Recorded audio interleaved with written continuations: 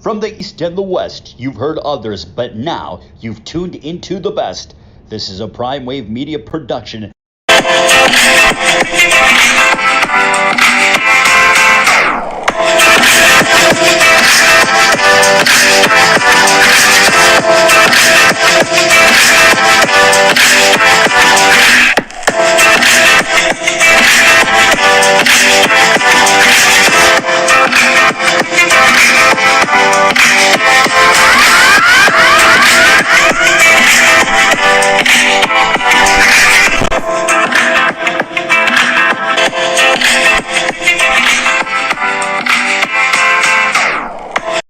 What's up, world? It's the one and only Pop DBIC, the Primetime Capper, and it is time for the premier sports betting show, the Primetime Angles Live. I'm feeling good. I'm feeling great. It is Tuesday in LA, and you know what? It's summertime, so you know it's cooking, but all good. We can go ahead and jump into what's gonna go down in about another month or so. That's gonna be the NBA draft. It's gonna be deep, just like last year's, but which team is set up for success right away? I would say a team that's set up for success right away, and it's pretty funny that I'm going to throw this out here, but it's going to be the Charlotte Hornets, Michael Jordan's team. Pretty much they got LaMelo Ball, one of the best young players in the league right now, who's just getting better as he goes, and they also have Terry Rozier there as well as still too, and they also have Miles Bridges, who's an exciting player, and pretty much they have a very good coach as well too. So I like Charlotte to be a much more improved team next year, especially with whoever is going to be drafted by the Hornets as well, too. But if you're a lottery team, I would say this. I would say the Minnesota Timberwolves have a great opportunity to get much better this year. They already have a really, really good backcourt as is with Anthony Edwards and D'Angelo Russell. And then they still have Cat, one of the premier big men in the league as well, too. They also have Josh Oak G as well too. Couldn't spit his name out, but he's a very good player as well. So there's a lot of things working out in Minnesota's favor, and they became a better team in the last 2 months of the season after getting railroaded a lot during the early part of the season. But they figured out how to win just a little bit, and now they're in a good place, in my opinion. And I think that they'll be able to make some big moves this year as well too. Maybe not the playoffs, but they'll probably have 5 to 10 more wins than they did last year. And a surprise team, even though they don't have superstars anymore, but I do feel like he can make the big impact on this team that you're supposed to get with a player of his caliber and who I feel is the best player in the draft coming up is going to be Mr. Evan Mobley. I think Evan Mobley, if he's drafted by either the Rockets or the Cavs, he can go ahead and make some big monster moves for both of those franchises. And as you guys all know, the Cavs do have a pretty good backcourt with Garland and Sexton. So that should work out pretty well. And I think that he will be a great replacement for Kevin Love, who has struggled with injuries the last few seasons and may be just a little bit too much for the Cavs payroll at this moment since he's not as healthy as he was years before. So with that, that's going to be the NBA draft. We'll have more for you guys as well, too. I'm going to do my mock draft as well, too, once we get closer to the draft and I watch some more film. So with that, we move on to our next topic in hand, and that's going to be something in the boxing world. We got Bud Crawford calling out Jermell Charlo and could be the next mega fight within the next 12 months. He didn't necessarily call him out, but he did say that pretty much that, you know, there would be easy work against Charlo, and Charlo shouldn't consider himself a pound-for-pound fighter.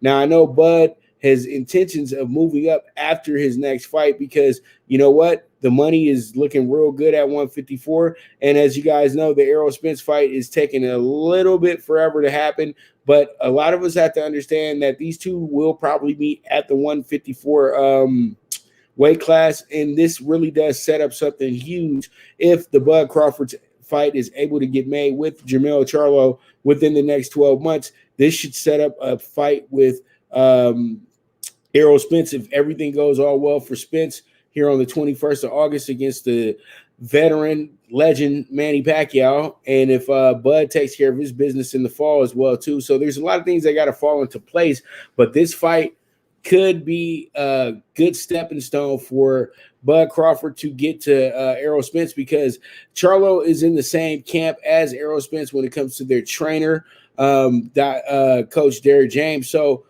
all in all, I really truly do feel that this fight is going to probably happen now because, there's a lot of trash talking going left and right. And this is something that can be the bridge to the long awaited Spence Crawford fight that a lot of people have been anticipating, because people have to understand these guys are getting a little bit older in age, and they just can't keep making the 147 weight and being at their peak performance. So a lot of these guys are eyeing the 154 division, as you know, because the 147 division is very overcrowded, and the 154 division is not the best talent in the world, but people have to always understand the 154 division is a bridge division to the big division, which is the middleweight division, such as the super middleweight division being a bridge to the light heavyweight division, such as the cruiserweight division is a bridge to the heavyweight division. So pretty much when you're dealing with these divisions that are in the middle with the 135s, the 154s of the world, the 168s and all that good stuff, 190s and things of that nature, it's pretty much a bridge class to get you to the next, to the big group, you know what I mean? Because honestly, back in the day, the only weight classes that mattered were lightweight, middleweight, and heavyweight. And so pretty much they've thrown these other classes in here to appease guys to make certain weights and be at their peak performances and everything like that. But we all know the ones that bring the money to the board are those three divisions that I called out, and the welterweight division, who was around as well too at that time. But the welterweight division was at that time, if you guys follow Ray Robinson at all, you guys know that was a bridge for him to get to 160. He was a dominant fighter at 147, but his best days were at 160. So pretty much it is what it is at the end of the day. Super fights are happening left and right, and I think that this one will be on the agenda for 2022. So be on the lookout for this one. This one's going to be a good little rivalry brewing here, and I think that this will wind up being one of those fights that a lot of us will remember, just like the fight last Saturday between Charlo and Castano as well too. So let's go ahead and jump into the NFL. And boy, oh boy, I know I'm going to put my crazy cap on right now, but there's something about this team that I like a lot going into this season.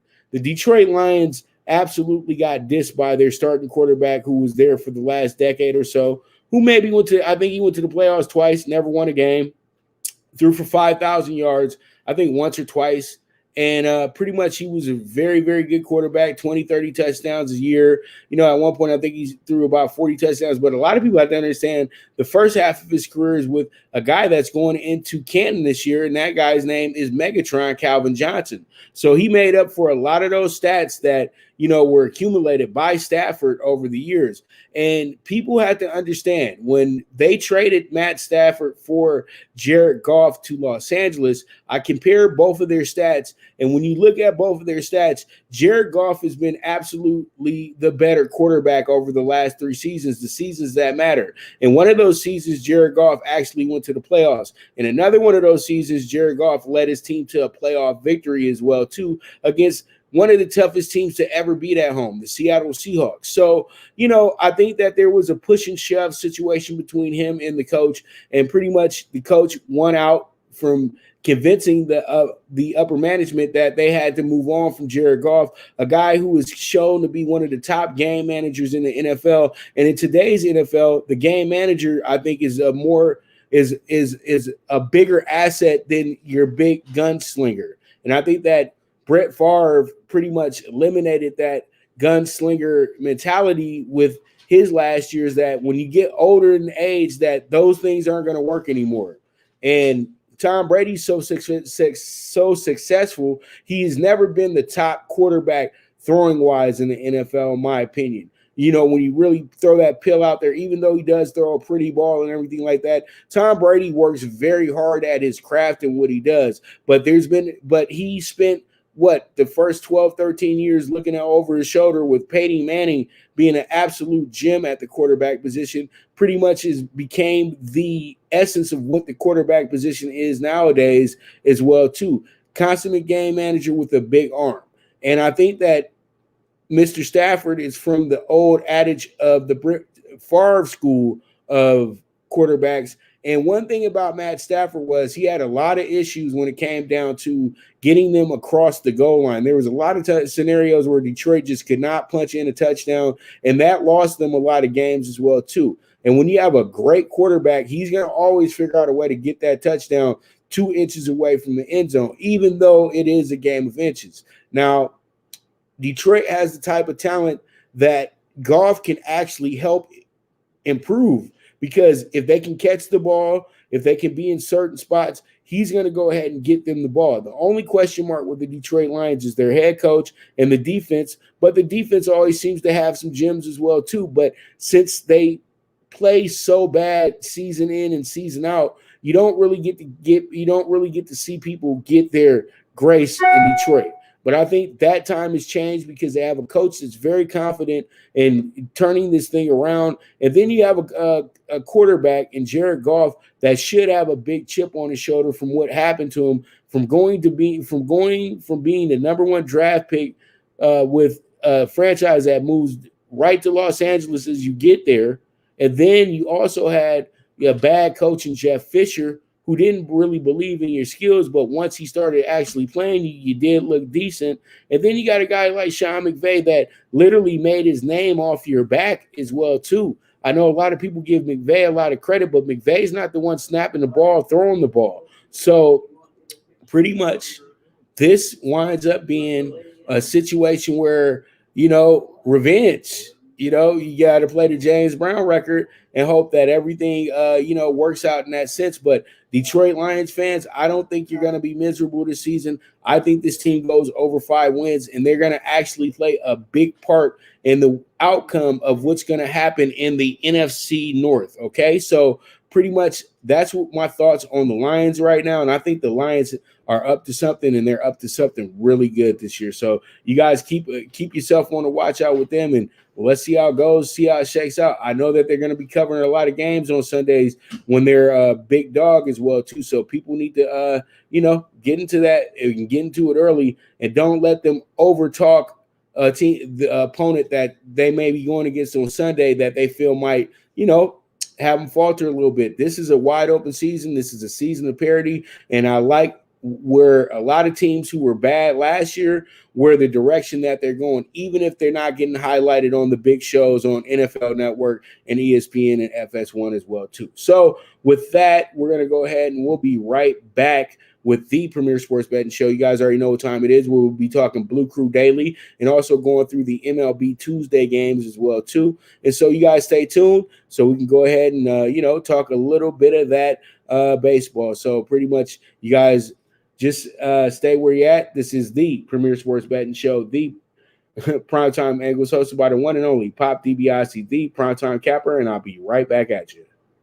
Good News Only Racing Club, led by the legendary Doug O'Neill, the trainer of 2 Kentucky Derby winners, and I'll have another in Nyquist. Also trained 2-time Breeders' Cup champ Golden Sense, who are just a part of a long list of thoroughbred champions trained by Doug O'Neill. The Good News Only Racing Club has a young core of horses to look out for in Dennis's Celery, Irish Heatwave, and Notre Dame, just to name a few. Win the day every day with the Good News Only Racing Club, a proud sponsor of the NFL Bet Exchange. From the East and the West, you've heard others, but now you've tuned into the best. This is a Prime Wave Media production.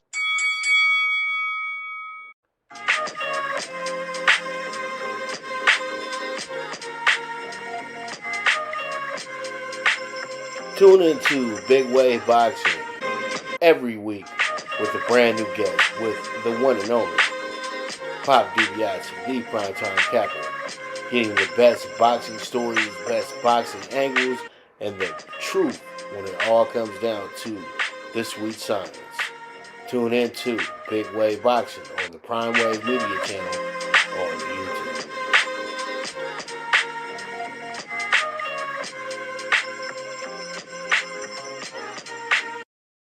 Happen. All right, we are back with the Premier Sports Betting Show, the Primetime Angles Live, and let's go ahead and get into the Dodgers. And it was a big disappointment last night with the Dodgers as well too. I hate to say that because I was really gung-ho on a Dodger victory, but as I say all the time on this show, that the Dodgers and the Giants are are arch rivals. That means that it doesn't matter what happens in this in the with the standings or anything of that nature. They're going to go at it, and there's going to always be some surprises here as well too. You got a Dodgers team that lost 7-2, not 7-1, but they lost 7-2 last night. The first inning, it looked like the Dodgers were going to be able to put things together, probably get back in the game. But what happened is they hit 2 homers in a row. They got 2 on base at the same time. And then, you know what? It was the top of the second. It was the top of the second inning. But another thing that happened last night, the Dodger game was fairly long. At one point, I looked up, it was 9:50, and it was only the 6th inning. So, the Dodgers had a long night against the Giants, and the Giants picked the right time to take advantage of the situation with Gonzalez coming back from the DL and everything like that. So, he hadn't really been able to get his time in. So, you know what? San Francisco took advantage of the scouting report, and they wound up getting themselves a very, very thorough win last night. And you know what? There's a lot of things to like about the San Francisco Giants because they have a lot of players you've never heard of.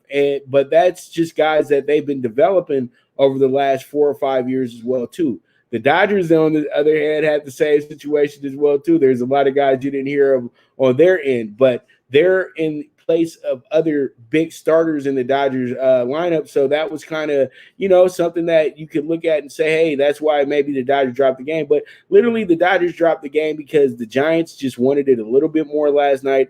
And it happens. And the Giants just are one of the most disrespected teams I've ever seen have the best record in baseball. Everybody's waiting for the Giants to falter. Everybody's waiting for this and that. But as I keep telling you guys, the Giants' motivation every day is looking at the Dodgers celebrate a World Series championship, and they want to make sure that they can spoil things for their rival because they've been sitting here on the back burner for the last 3 or 4 years watching the Dodgers absolutely dominate the NL West. So if it's up to anybody to try to end the Dodgers' run as the NL West landlord, it's the arch rival, the San Francisco Giants, and they've been doing this for the last 100 years.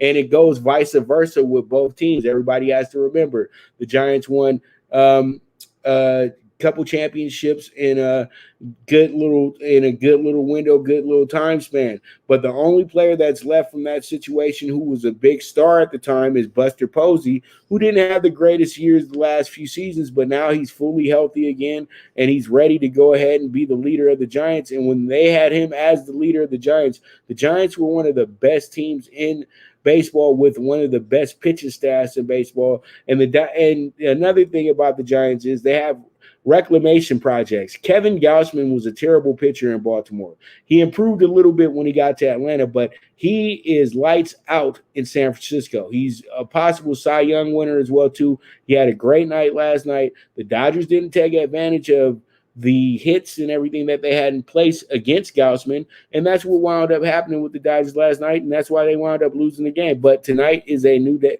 Today is a new day. And hopefully tonight the Dodgers can bounce back and get themselves a good win so they can get right back into this thing and keep pace to get back to first place. But it's going to be a war for the rest of the year. And you got to understand the Dodgers are going to be playing these guys.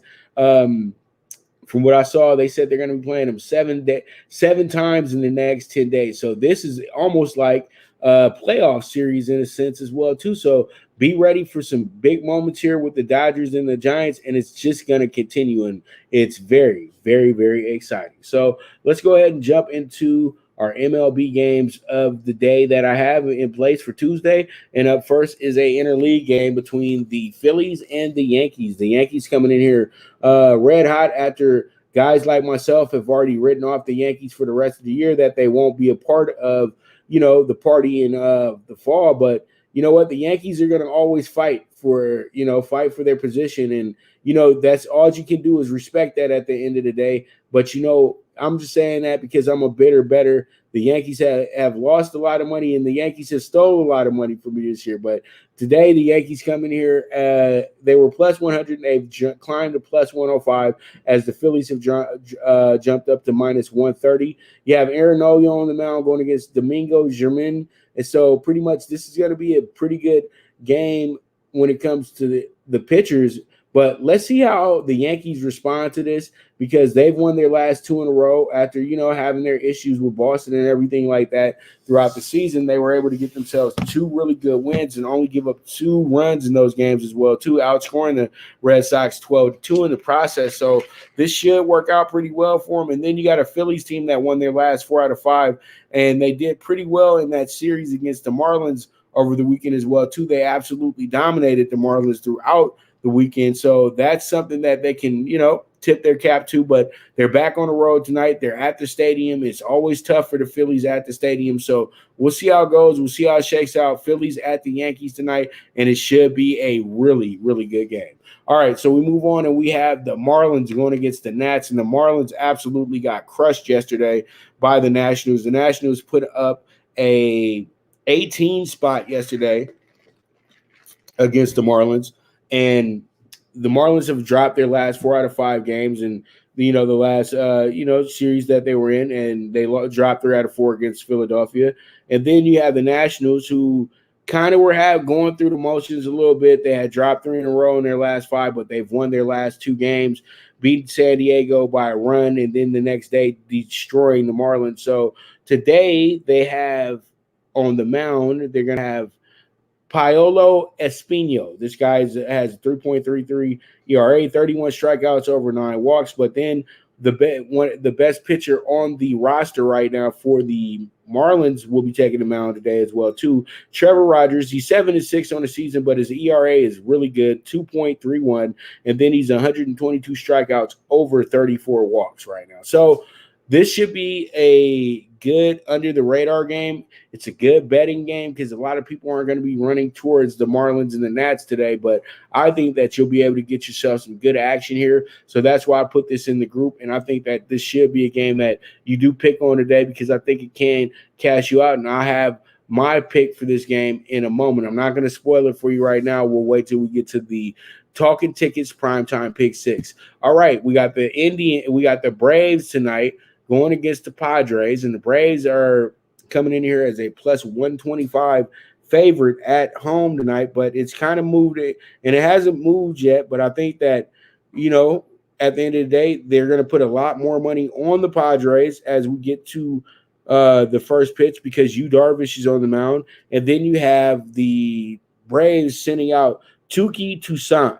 Touki Toussaint is making his debut this season, so this is something that, a lot of bettors are going to jump on Yu Darvish's side about, and all good and well. But you know what? The Braves are at home. The Braves are a tricky team at home. So this is going to wind up being a really good game tonight. I look forward to it. It's going to be and you look forward to what Toussaint's going to do as well, too. So Padres, Braves, over-under of 10 tonight as well, too. So that's something to intrigue you as well because this might be an oversight and an overbet in itself. So we'll see how it goes. We'll see how it shakes out.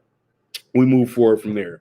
We got a division rivalry game going on tonight. The Twins and the Sox, they played a doubleheader yesterday. So today they have themselves a regular 9-inning game. And after going at it for 14 innings, I think that, you got to play your cards right here. You got a Twins team coming in here plus 150. You got a White Sox team that's literally coasting right now because they're not being challenged much. But as you guys can see, the Indians are out on the West Coast right now, and they're making some noise right now, and they're trying to, build on the road real quick so then they can make this somewhat of a race with the Sox that I do not doubt at all. I think that by the time we get to August, the Indians will be breathing down the Sox throat because the Sox are literally coasting right now. They got the right team. They got a good team. They got the veteran manager in Lou Piniella. But I think at the end of the day, though, they're going to need just a little bit more to make sure that this thing goes all the way right. So there it is with this. Twins, Sox, this should be another good game, and we'll see how it shakes out. And then we have ourselves another interleague game tonight, and that's going to be the Mariners plus 145 at the Rockies minus 175. Over under of 10.5 tonight as well, too. This is a game where you can play it as a pick 'em, but they're really, really trying to get a lot of that Rockies money tonight because they have them at minus 175. And I hate to say this and hate to even talk like this because MLB teams, it's always a 50-50 bag in these games, but I wouldn't trust the Rockies with a minus 175 tonight. They're just not that good of a team to have that type of number. And then you have a Mariners team that always performs pretty well as a dog this season, especially in the last month or so, especially in a spot like this one as well, too. Yes, we do. Marco Gonzalez is on the mound. He hasn't been pitching well, but German Marquez is the ace of the Rockies as well, too. So they're going to get a lot of attention tonight, but this is a possible upset here tonight as well, too. And this is the only one I'm going to give to you early, and this is going to be my dog of the day once again as well, too. The Mariners looked out for us last week. Hopefully they can do it again this week. So there it is, Rockies and the Mariners, and pretty much it's going to be a really good game tonight, and I look forward to looking at the highlights of that game tonight as well too. So you guys make sure you jump in this one. It's going to be a late game as well too, so we'll see how it goes. We'll see how it shakes out, and you know what, hopefully everything works out for us at the end of the day. So with that, we're going to take another quick commercial break, and when I get back, we're at the stretch drive of the show, and I'm going to talk about the NBA Finals tonight, and then I'm also going to give out my primetime pick 6 and my NBA Final bets as well, too. So stay tuned. This is the Premier Sports Betting Show, the Primetime Angles Live, with the one and only Pop DiBiase, the Primetime Capper. Now you and your friends can compete in the sport of kings and win big with Stable Duel. Get the app, pick your horses, and get in on the thrill of horse racing with daily games competing against other players. Bring home the glory and the cash, and move up the annual leaderboard while you leave your competition in the dust. Get in the game with Stable Duel. Play, race, win. Good News Only Racing Club, led by the legendary Doug O'Neill, the trainer of 2 Kentucky Derby winners, and I'll have another in Night Quiz. Also trained 2-time Breeders' Cup champ Golden Sense, who are just a part of a long list of thoroughbred champions trained by Doug O'Neill. The Good News Only Racing Club has a young core of horses to look out for in Dennis's Celery, Irish Heatwave, and Notre Dame, just to name a few. Win the day every day with the Good News Only Racing Club, a proud sponsor of the NFL Bet Exchange. All right, we are back with the Premier Sports Betting Show, the Primetime Angles Live, with the one and only Pop DiBiase, the Primetime Capper. And you know what? I'm starting to see the eyes go up a little bit. So I know folks that always are on my case daily about where's the list at, where's the pick 6 at, who refused to watch the first, 28 minutes or 58 minutes of the show. I don't, pretty much it's that time. So let's go ahead and talk about it. We got the MLB Primetime Pick 6 today, 70-1 ticket right here. This one right here will pay the rent this week as well. You put a nice little 20 spot on that. That's $1,400. You'll have your end of the rent, so the old lady won't be mad at you. All right, so it's over 10 with the Padres and the Braves. And I know ladies are betting as well, too, so let me not forget. Your old man might not be mad at you either. But knowing you, you'll probably go take that to go shopping. So we got the Yanks money line plus 105. Plus 1.5 with the Orioles tonight. We got the under 9 with the Marlins and the Nats. And then we have the minus 1.5 with the White Sox as well, too. I know I was dogging them, but I think the White Sox get a good win tonight against the Twins. I think they kind of run away with this thing as well, too. And then you have the Mariners, as I said before. That is my dog of the day at plus 158. That was the early line. It's now been bet down to 145. But most likely, with a dominant pitcher on the mound, a lot of people will have that late money going towards the Rockies. So let's go ahead and hopefully everything works out for us.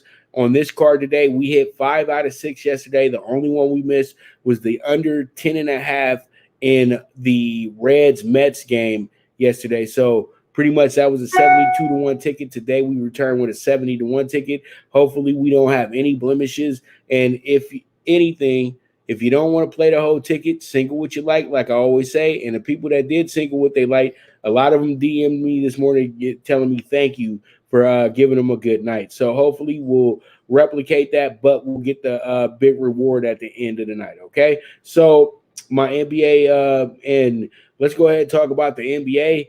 NBA tonight, we got a plus 170 on the Suns, and the Bucks are a minus 200.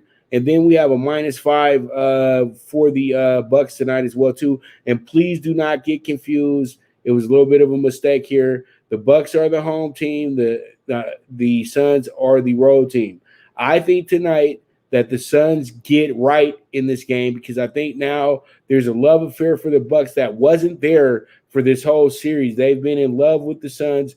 At the first two games, they were already ready to hand the Suns the Larry O'Brien trophy. They had even went up a big number on the odds as well, too. Now they're sitting at, a plus 350 to win the championship. And as Jeff said on Monday, that this would be a good time if you're back in Phoenix to go ahead and jump in that boat right there and hope that they win the next two games, which is very possible because this is a wide open series. So tonight, my best bet is going to be +5 on the Suns. And I'm not saying that they win the game, but I'm going to say that they're going to make this game very close. And you know what? At the end of the day, I do have the Bucks winning the series in 6, but still, I don't trust the Bucks as much as I would trust, say, the Late Show in this situation because the Bucks are known to, pretty much choking games as well, too. Phoenix isn't in this boat by themselves. So this might be a match made in heaven when it comes to getting to that Game 7 and trying to get as many viewers into this series because, it's been a struggle with this series this year. The ratings aren't what they usually are for the NBA Finals, but that's okay. I know that a lot of people will be tuned in tonight to see if we will crown a champion or will we be returning Friday night to go ahead and see who will win the championship between, the Bucks and the Suns. And, the last time we had a Game 7, it was absolutely amazing. And you guys know who was a part of that. LeBron James and Stephen Curry. So you know what? They'll be talking about that a lot if we do get to Game 7 in the series as well, too. So with that, let's go ahead and check out the NBA Finals bets for tonight. As I said before, I got 5 bets in place. We got +5 on the Suns. That's the top bet for you guys. If you're looking for what's the one bet that I should play, I would say +5 on the Suns. And another strong bet is a +120 with the first quarter. The Suns are 5-0 in the first quarter in this series. So they've won every first quarter in the series, and they've won it by a good 3 or 4 points minimum. So it's a strong bet to me tonight because I feel like Phoenix is going to start fast. They're going to start strong, and there's going to be, some adjustments that have to be made by the Bucks, just like it was in Game 5. So I'm rolling with that +120, and then we have the under 109 first half for tonight as well, too. I feel like there's going to be some defense played in this game, a lot of defense played in this game. Usually you want to go over in a closeout game, but this may not be a closeout game. I think that defense is going to be intense on both sides of the ball, and I don't see the refs calling ticky-tacks like that tonight because this is an elimination game. And you know what? At the end of the day, they try to get to the offseason anyway. The refs are in the back saying 1, 2, 3, Tulum. So it is what it is. Everybody says Cancun, but Tulum is the new spot now. So, you get to the future. All right, so pretty much that's what it's going to be tonight with that. And then I think Mr. Brook Lopez, Mr. three-point shooter, 7'1" and all, he gets a three-pointer tonight. And it's going to be a simple prospect for us tonight. He just has to get one three-pointer tonight, and we can cash the ticket on that accord. And then Mikal Bridges, who I call Baby Scottie Pippen, he should go over 11.5 points because he needs to be huge tonight for Phoenix to even think about winning this game. I think you need a 20-point or better performance from Mikal Bridges. Take a little pressure off of CP3 and get yourself in tune because everybody has to understand Phoenix's future big three is going to be Bridges, Booker, and Aiden. So they just got to get used to each other, in my opinion, and we'll see how it goes. We'll see how it shakes out. But those are my NBA Finals bets for tonight. All right, so we'll be back tomorrow. Hopefully we'll have Mike Abadir in if he's not too busy. But all in all, though, we'll be back tomorrow. And that's what it is, okay? So I thank you guys so much for tuning in. And thank you so much. And as I always say, if you have a hunch, bet a bunch. And always bet with your head, not with your heart. The movement is moving. And this is the Premier Sports Betting Show, the Primetime Angles Live with the one and only Pop DiBiase, the Primetime Capper. And I am gone.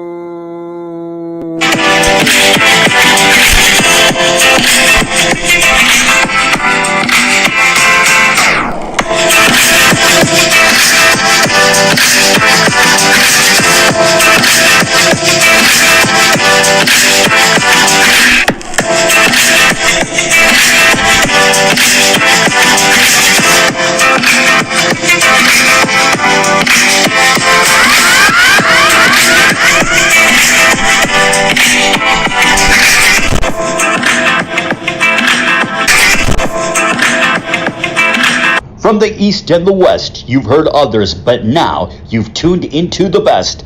This is a Prime Wave Media production.